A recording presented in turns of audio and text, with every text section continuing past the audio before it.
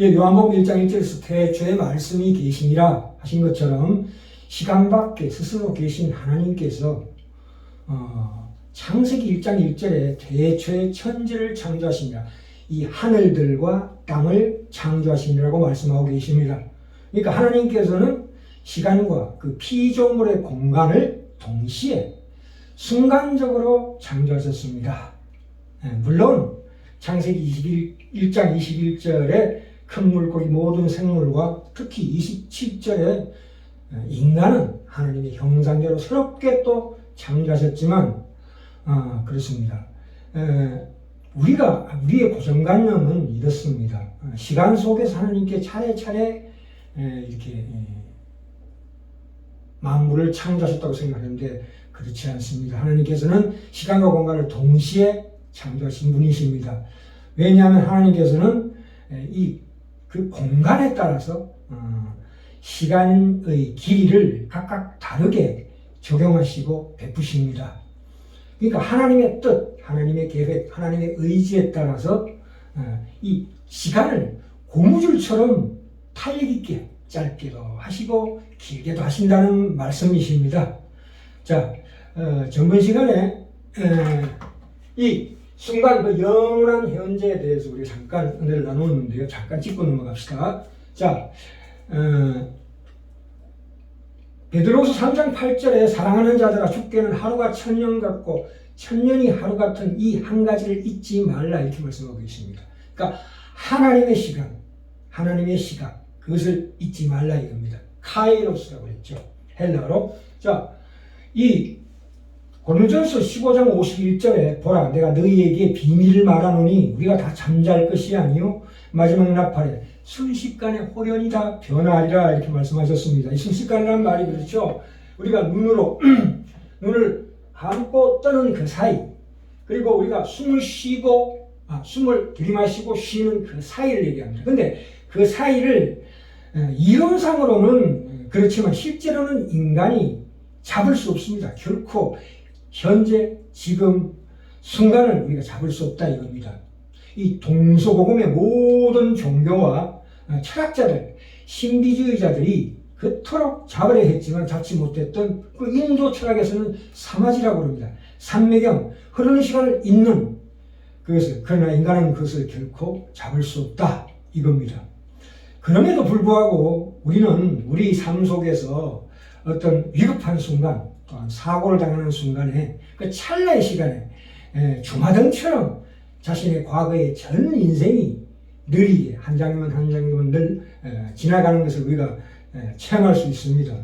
또 위기에서 사고를 당하는 순간에도 그 현재의 정황이 느리게 슬로우 모션으로 이렇게 펼쳐지는 것을 우리가 살면서 체험하고 경험할 수 있습니다. 우리가 보셔요. 예를 들어 보자면 우리가 뇌와 다리가 이 시간차가 있어요. 느끼는데 왜? 우리가 차를 운전할 때에 앞에 고양이가 지나가다 했을 때 급하게 브레이크를 밟잖아요. 근데 브레이크를 밟는 발의 행동이 먼저 나오고 0.2초 후에 내가 브레이크를 밟았구나 하는 것이 우리의 평소의 습관에 따라서 이렇게 우리에게 인지하는 시간차가 있다 이 말입니다. 그러니까 이 이론 물리학에서 그 시간을 원자 개념으로 이해하고 있습니다. 그렇죠. 전번에 말씀드렸죠. 우리가 지금 과학적으로 도구를 통해서 발견할 수 있는 최소의 시간이 10의 18승분의 1초. 10의 18승분의 1초를 우리가 아토초라고 합니다. 근데 이 프랑크 시간이라고 있으면 신의 시간이에요. 10의 43승분의 1초. 10의 43승분의 1초. 이거는 인간이 잡을 수가 없어요. 이론상으로 가능한 시간입니다. 베드로후서 3장 8절에 분명히 사랑하는 자들아 주께는 하루가 천년 같고 천년이 하루 같은 이 한 가지를 잊지 말라 말씀하시고 히브리서 13장 8절에도 예수 그리스도는 어제나 오늘이나 영원토록 동일하시니라. Jesus Christ the same yesterday and today and forever 이렇게 얘기하고 있습니다. 이 시간이라는 것이 그러나 우리 피조물이 느끼는 시간은 사실 물체의 질량에 따라 늦춰진다고 과학이 밝혀냈습니다. 또한 속도 때문에도 늦춰집니다. 하나님께서 창조하신 이 시간은 어떤 곳에서는 시간이 천천히 흐르고 어떤 곳에서는 빨리 흐른다는 게 정론입니다. 그래서 인제서야 이 과학이, 이론 물리학이 겨우 알아냈지만 하나님께서는 시간과 공간을 동시에 창조하시면서 이렇게 탄력 있게 시간을 운용하고 계십니다. 그렇죠? 이 중력이라는 게 무엇입니까? 지구와 태양 사이에 중력이 서로 당기는 힘이 있다고요. 이것이 시간을 변화시킨다는 것입니다. 왜요? 각자 그 주위에 태양과 지구가 스스로가 그 물체가 그 주위의 시간과 공간을 변화시킨다. 하나님께서 그렇게 만드셨습니다. 물체와 물체 사이, 인간과 인간 사이, 또 인간과 하나님과 사이의 시간의 간격은 충분히 그 탄력적으로 하나님께서 인도하신다 이겁니다. 우리가 이해를 해야 합니다. 그렇죠? 시간은 빠른 곳에서 느린 곳으로 흐릅니다. 그렇죠? 하나님은 이 대우주와 우리 공간 사이에 많은 시간을 존재하게 하십니다. 그리고 하나님께서 시간과 함께 지으신 이 우주는 참으로 놀랍습니다. 그렇죠? 이 공간 속의 모든 지점마다 각기 다른 시간이 적용됩니다. 참으로 놀라운 것입니다. 그래서 아인슈타인의 일반 상대성 이론에 의해서 겨우 밝혀진 시간의 모습들입니다. 물론 이 움직임이 우리가 감지할 수 없을 정도 인간이 잡을 수 없는 그런 순간도 있습니다. 이런 경우 플랑크 시간, 신의 시간이라고 그러죠. 자, 이제 전도서 1장 1절부터 14절로 갑시다. 하나님 없이 사는 인간의 시간, 그러니까 현재, 지금, 순간이라는 것이 참으로 헛되다고 나옵니다. 그렇죠? 자, 봅시다. 1장 1절, 전도서 1장 1절, 다윗의 아들 예루살렘 왕 전도자의 말씀이라. 이 전도자란 말은 첫째로 지혜 그 자체를 가리키기도 하고, 또 하나는 하나님의 말씀을 전하려고 백성들을 모으는 사람을 전도자라고 부릅니다. 그렇죠? 자, 이 전도서 1장 1절부터 11절 사이에 하시는 말씀의 골자가 뭐냐면 하나님께서는 우리 속에 어떤 시간을 주셨습니까? 영혼을 사모하는 마음을 주셨다. 그렇죠? 주셨는데 그것이 인간을 만족시킬 것이 이 세상에 하나도 없다 이겁니다. 이 세상에는 이 인간을 만족시킬 수 있는 영혼을 사모하는 그 마음을 만족시킬 수 있는 시간이 하나도 없다 이거예요. 또 하나는 뭐냐? 인간의 수고의 결과가 우리에게 만족을 주지 못한다. 또한 이 하나님이 주신 이 자연계의 현상도 늘 같은 일만 되풀이되고 단조롭기 때문에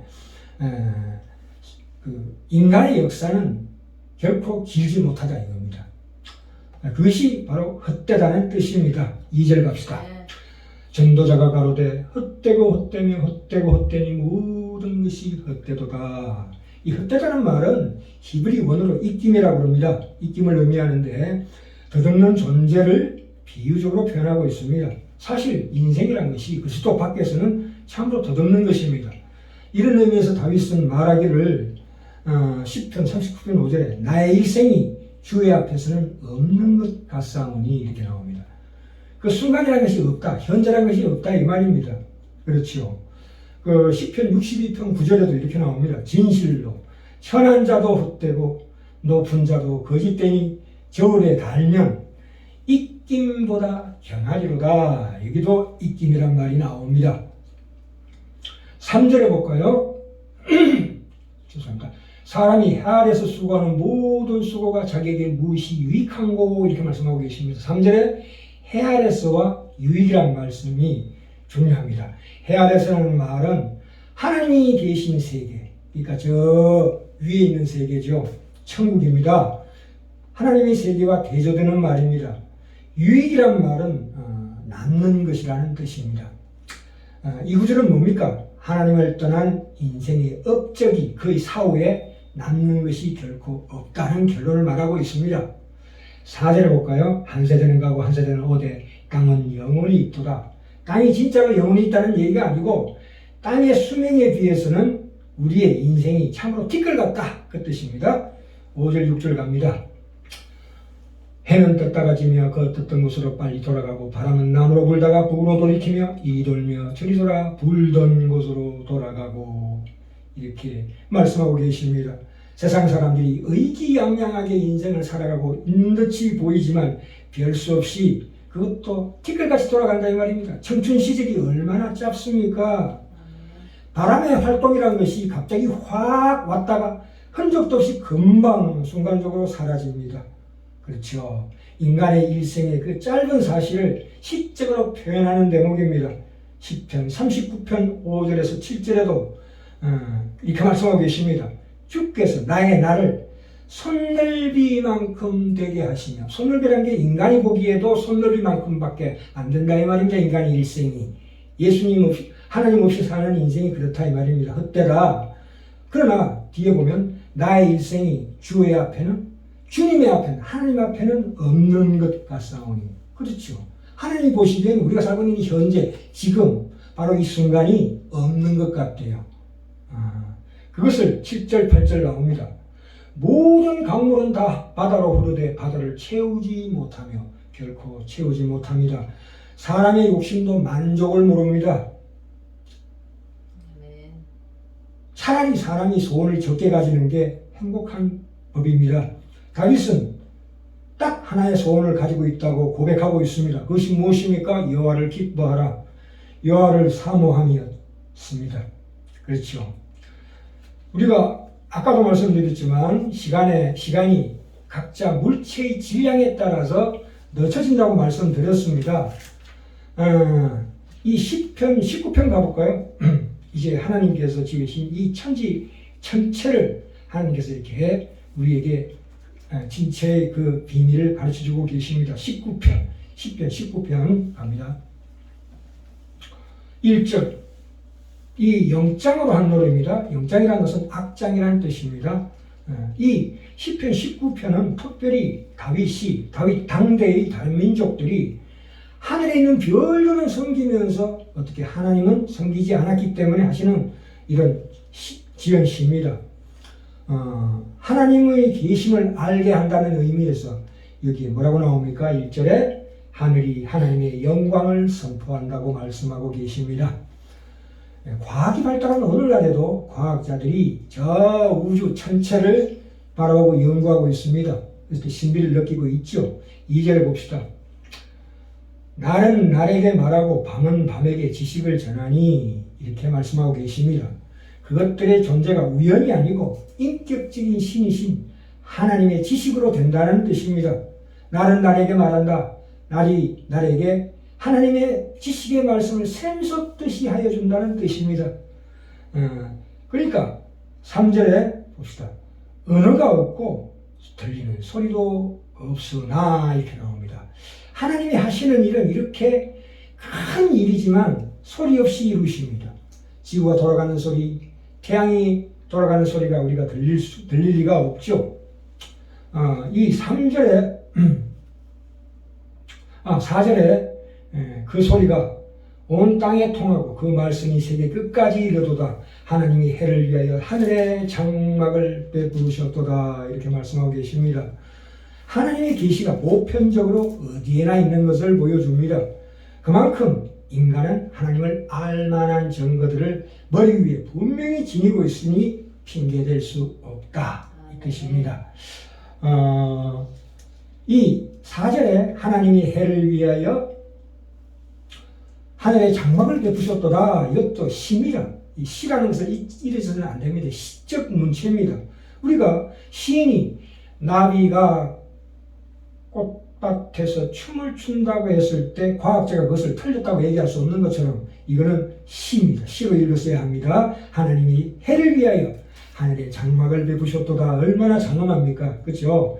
5절에 봅시다. 5절에 해는 그 방에서 나오는 신랑과 같고 그 길을 달리기 기뻐하는 장사 같아서 이렇게 말씀하고 계십니다. 이 참으로 이 하나님이 왜 이 우주 천체를 이렇게 우리를 위하여 지으시고 우리 머리 위에 두셨냐 하면 우리로 하여금 그것을 우러러보도록 그렇게 만드셨습니다. 그러나 이렇게 사실은 이렇게 광활한 우주도 그 가치로 보자면 인간의 이 한 사람의 목숨보다 못한 것입니다. 이 자연계시, 하나님의 일반 은총, 이 10편, 19편에 나오는 하늘, 땅, 낮과 밤, 이것들이 무엇을 선포한다고요? 하나님의 영광을 선포하고 또한 하나님을 아는 지식을 전한다고 말씀하고 있습니다. 이 우주, 이 천체의 아름다움에는 참으로 놀라운 신비가 숨어 있습니다. 세상에는 아름다움의 종류가 여러 가지가 있습니다.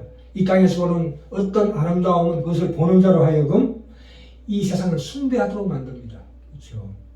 그런 아름다움이 있습니다. 또한 어떤 것들은 봤을 때 인간의 마음속에 더러운 정욕을 불러일으키는 것도 있습니다.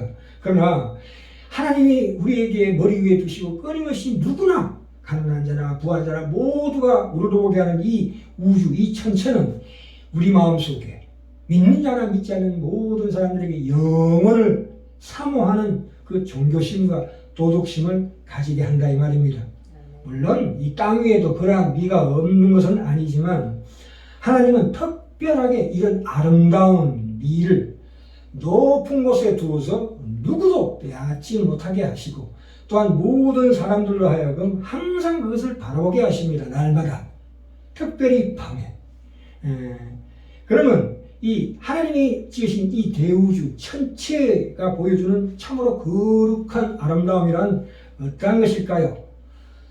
밤이 되면 알 수가 있습니다. 특별히 캄캄한 밤에 별들의 이 거룩한 아름다움은 매일 붙습니다. 뭡니까? 우리가 이 노을이 질 때 어서한 광명, 빛입니다. 빛. 또한 환하게 밝은 광명, 달빛. 그렇죠? 낮은 햇빛이고, 그렇죠? 또 하나 있습니다. 색채. 우리 가슴 속에 이 천체가 빚어내는 놀라운 색채로 인하여 우리의 마음이 웅장해집니다. 이 빛들로 인해서.